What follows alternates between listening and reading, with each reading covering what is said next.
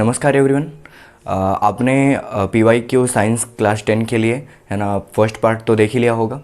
ये है second part जहाँ पे हम क्वेश्चन नंबर 11 से स्टार्ट करेंगे। तो स्टार्ट करते हैं बिना किसी देरी के। Question number 11, on what basis chemical reaction balanced, है ना। ये क्वेश्चन आपका आ चुका है 2010 और 2008 CBSE के एग्ज़ाम में, है ना, क्लास 10 के लिए। तो आपको बस ये बताना है कि कौन से बेसिस पे आप बोल सकते हो कि ये केमिकल रिएक्शन जो है वो बैलेंस्ड है कि नहीं। ऐसे कंडीशन में जो रिएक्टेंट्स है और प्रोडक्ट है वो दोनों का मास इक्वल होगा। तो ये जो लॉ है वो आपका कंजर्वेशन ऑफ मास के थ्रू होता है। नेक्स्ट क्वेश्चन है कि give an example of double displacement reaction only with the complete balanced equation, है ना। और ये क्वेश्चन पूछा हुआ है 2011 और 2010 दोनों में ही। इस क्वेश्चन के आंसर के लिए मैं दो कंपाउंड ले रहा हूँ, जो कि पहला कंपाउंड है आपका barium chloride and second compound है सल्फ्यूरिक एसिड। तो अगर आप बेरियम क्लोराइड को सल्फ्यूरिक एसिड में ऐड करते हो तो यहाँ पर डबल डिस्प्लेसमेंट रिएक्शन होता है। जो बेरियम है ये सल्फेट के साथ में रिएक्ट करता है और बनाता है बेरियम सल्फेट, और जो हाइड्रोजन है ये क्लोरीन के साथ में रिएक्ट करके बनाएगा 2HCl। तो ये है डबल डिस्प्लेसमेंट रिएक्शन और ये कम्प्लीटली बैलेंस्ड भी है। Now the question number 3, what change in color is observed when white silver chloride is left in exposure to a sunlight, है ना। अगर आप सिल्वर क्लोराइड को सनलाइट के अंदर रखते हो तो ऐसे कंडीशन में चेंज इन कलर क्या ऑब्जर्व होता है वो आपको लिखना है। जो सिल्वर क्लोराइड है ये कन्वर्ट हो जाएगा ग्रेइस कलर में, है ना। जैसे कि आपको पता है silver chloride and silver bromide both are the photo sensitive chemical compounds, है ना, जो फोटोलाइटिक डिकम्पोजिशन करते हैं। इनको अगर आप लाइट के प्रेजेंस में रखोगे तो ये फटाक से केमिकल रिएक्शन करके डिकम्पोज हो जाएंगे। तो जो सिल्वर क्रिएट होगा तो सिल्वर का कलर कैसा होता है, ग्रे। तो इसकी वजह से जो चेंज इन कलर है वो आपको ग्रेस दिखेगा, right. Now the question number 4, define oxidation and reduction. तो ऑक्सीडेशन और रिडक्शन की डेफिनेशन के लिए बस आपको दो चीज़ें याद रखनी है कि कोई भी रिएक्शन में जो गेन ऑफ ऑक्सीजन है या फिर लूज ऑफ हाइड्रोजन है उसको बोला जाता है ऑक्सीडेशन। और अगर ऑक्सीडेशन को इलेक्ट्रॉन्स के बेसिस पे देखोगे तो लूज ऑफ इलेक्ट्रॉन भी जो है वो ऑक्सीडेशन ही माना जाएगा। और रिडक्शन के लिए आपको याद रखना है कि gain of hydrogen and lose of oxygen, तो इसको बोलेंगे हम रिडक्शन। एंड जो गेन ऑफ इलेक्ट्रॉन है उसको भी आप रिडक्शन की तरह कंसीडर कर सकते हो, ठीक है।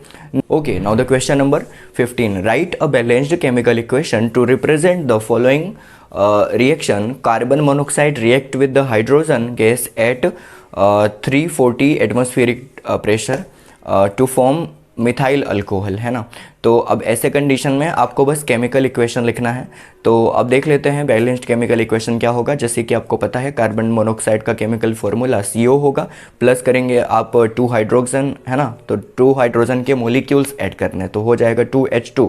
अब एरो के ऊपर आपको मेंशन करना पड़ेगा प्रेशर को, जैसे कि ये रूल है। तो यहाँ पे लिखना पड़ेगा 340 एटमॉस्फेरिक प्रेशर, और ये क्रिएट करेगा CH3OH जो कि केमिकल फॉर्मूला है मिथाइल अल्कोहल का। इसको आप मिथेनॉल भी बोलते हो, right. Now the question number 16, is a burning of candle wax a physical और केमिकल चेंज, है ना। जो बर्निंग ऑफ केमिकल वैक्स है, जो आपका वैक्स होता है, जैसे जिसको हम मोम कहते हैं, उसको अगर आप जला रहे हो तो ये फिजिकल चेंज है या फिर केमिकल, ये आपको बताना रहेगा, ठीक है। तो अब सिंपल सी ट्रिक है। अब जब कोई भी चीज़ बर्न हो रही है ना तो इट रिक्वायर्स ऑक्सीजन, और ऑक्सीजन उसके साथ रिएक्ट करेगा तभी तो वो कार्बन डाइऑक्साइड गैस रिलीज होगी, है ना। तो ऐसे कंडीशन में जो बर्निंग है वो हमेशा ही एक केमिकल रिएक्शन होती है, क्योंकि नए कंपाउंड्स फॉर्म होते हैं और केमिकल रिएक्शन होता है कार्बन और ऑक्सीजन के बीच में। तो ये है जो केमिकल चेंज का एग्जांपल है, ओके। ये क्वेश्चन पूछा गया है आपको CBSE के द्वारा 2011 में, ओके।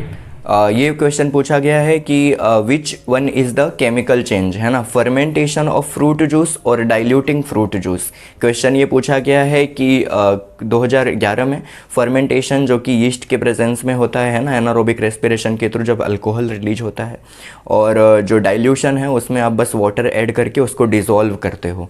तो इसमें से कौन सा केमिकल चेंज है ये बताना है। सिंपल सी बात है ना, अगर वो अल्कोहल को रिलीज़ कर रहा है तो वो ऑब्वियसली उस केमिकल कंपाउंड को वो बना रहा है ना। और अगर कोई नया कंपाउंड फॉर्म हो रहा है तो आप उसको बोल सकते हो केमिकल चेंज। किसी भी लिक्विड को डिसॉल्व करना है, ये कोई केमिकल चेंज नहीं होता। Now the question number 18, state the difference between endothermic and exothermic reactions. तो अब ये क्वेश्चन पूछा हुआ है आपको 2011 में, है ना, सीबीएसई के थ्रू। तो अब आपको बताना है सिंपली कि जो एंडोथर्मिक रिएक्शन है उसमें हीट जो है वो एब्जॉर्ब होता है, राइट।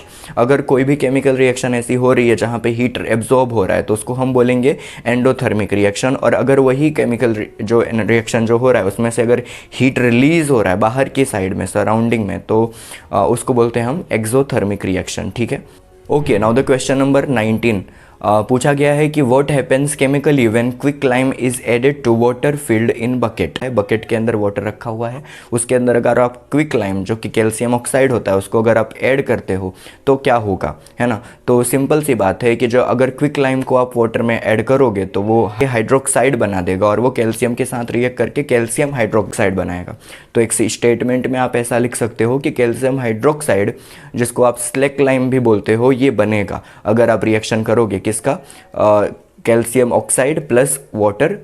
एक बात याद रखनी है कि ये जो रिएक्शन है कैल्शियम ऑक्साइड प्लस वाटर की, ये हमेशा एक्सोथर्मिक होती है। तो यहाँ पे इवोल्यूशन ऑफ हीट भी होगा और एक हीजिंग सा साउंड भी जनरेट होगा। नाउ द क्वेश्चन नंबर 20, है ना, write a balanced equation for the chemical reaction that can be characterised as the precipitation reaction, है ना। ऐसा कोई भी केमिकल रिएक्शन आपको लिखना है जिसको हम प्रिसिपिटेशन रिएक्शन की तरह कैटेगराइज कर सकते हैं और रिएक्शन आपको बैलेंस भी करनी है। ओके, ये क्वेश्चन पूछा हुआ है आपको सीबीएसई ने 2011 में, ठीक है। तो अब इसके लिए मैं सिंपली चूज़ कर रहा हूँ यहाँ पे दो कंपाउंड, जो कि एक है आपका सिल्वर नाइट्रेट और दूसरा है सोडियम क्लोराइड, है ना।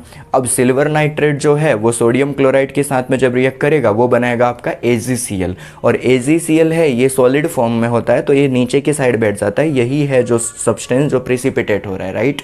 और आपको एक्स्ट्रा में जो चीज़ मिलता है बाई प्रोडक्ट वो है आपका NaNO3, है ना, सोडियम नाइट्रेट। और ये जो है पूरा बैलेंस्ड इक्वेशन है और ये एक प्रिसिपिटेशन का भी एग्जाम्पल है। तो बस आज के वीडियो में इतना ही। पार्ट 3 वीडियो जल्दी ही आ रही है। पार्ट 1 और पार्ट 2 का जो वीडियो मैंने बनाया हुआ है इसके PDF क्वेश्चंस मैंने डिस्क्रिप्शन में लिंक दे दी है, तो आप वहां से जाकर के PDF डाउनलोड कर सकते हैं और ये सारे क्वेश्चन की प्रैक्टिस आप अपनी नोटबुक में कर सकते हैं। हम मिलते हैं नेक्स्ट वीडियो में, तब तक के लिए stay tuned. Thank you for watching this video.